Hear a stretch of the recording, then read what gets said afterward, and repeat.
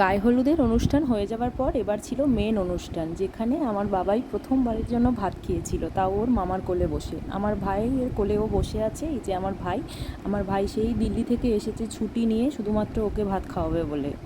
এই ভাত খেতে বসবার আগে একটা কাণ্ড হয়েছে, আমার ছেলে ঘুমিয়ে পড়েছিল। এবার নানা রকমভাবে সবাই মিলে ওকে ঘুম থেকে ওঠানোর চেষ্টা করছিল, আর আমি তো অ্যাজ ইউজুয়াল প্রচণ্ড টেনশন করছিলাম, কারণ ও প্রথমবারের জন্য ভাত খাবে, যদি মুখে দিলে কোনো প্রবলেম হয়। বাট না, ওইভাবে তো আর খাওয়ানো হয় না, জাস্ট মুখে একটু ভাত ছোঁয়ানো হয় আর কি। এই সময়টা আমাকে বা রূপকে কাউকেই দেখতে দেওয়া হয়নি ভাত খাওয়ানোটা, যদিও আমি এগুলো বিশ্বাস করি না, কারণ সন্তানের মঙ্গল মায়ের থেকে বা বাবার থেকে বেশি তো আর কখনো কেউ চাইবে না, কিন্তু তাও আমাকে এখান থেকে সরিয়ে দেওয়া হয়েছিল। মায়ের মন, আমি সরেও গিয়েছিলাম, দেখিনি ওর ভাত খাওয়ানোটা।